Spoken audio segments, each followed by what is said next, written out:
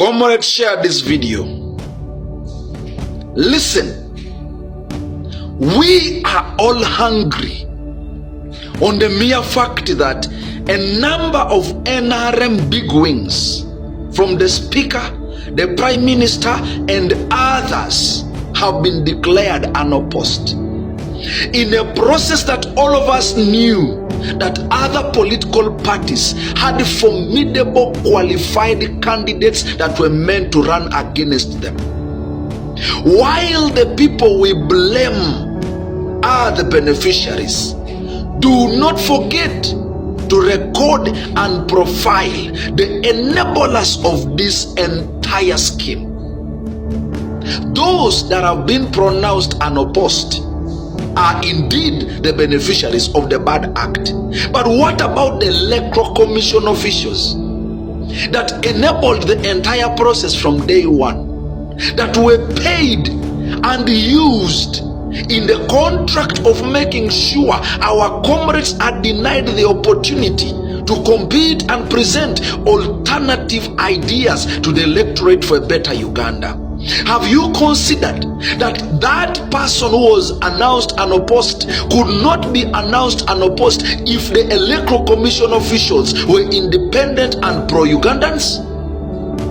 Have you asked yourself, who is more to be blamed in this entire process? It is not only the people who have benefited, but it is the enabler most. So while we look at Museveni and his cronies as the ones who hate Uganda most, you forget that the engine, the steering, the entire life of dictatorship lies in the hands of those who enable the vice to be seen in our communities. I don't want us to be lost, that the police are our friends, that the army is our friends, that the public servants are our friends. They are not. This is a competition between fear and hope. Not everybody who is an enabler of this dictatorship being in office is working under fear.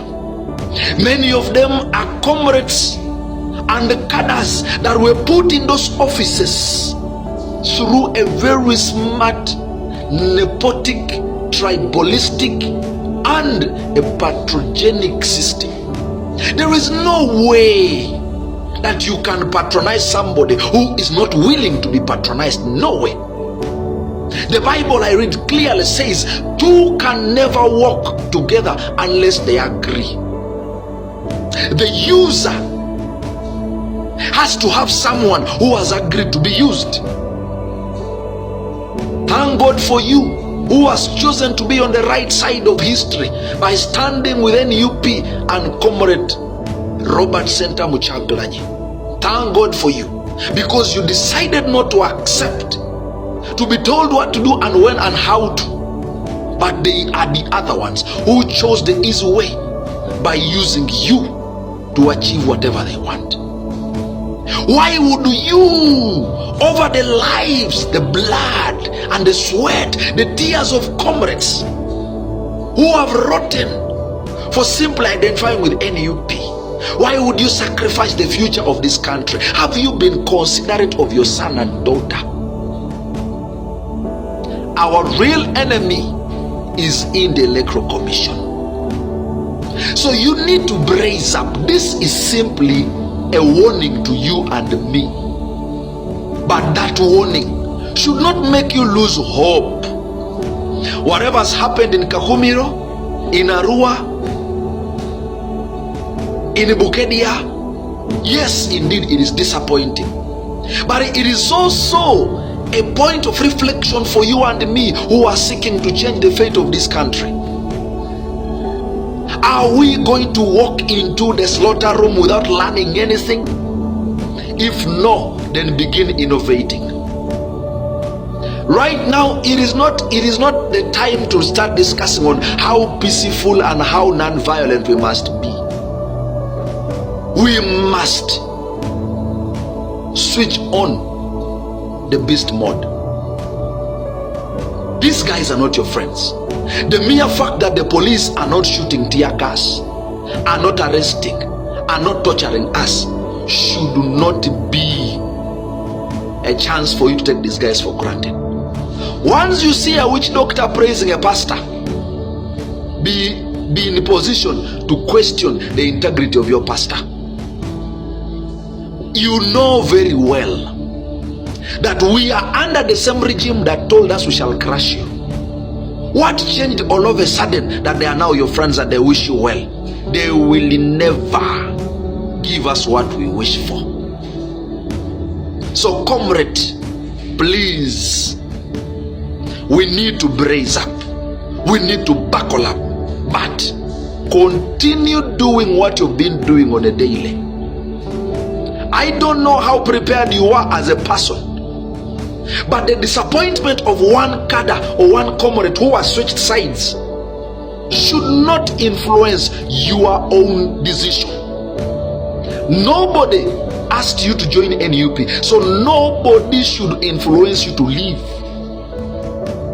The reason that brought you to join NUP should be the reason to keep you in NUP until you achieve the envisioned picture of what you want Uganda to have. That is when you should say, yes, we have done it. So before we do that, don't leave.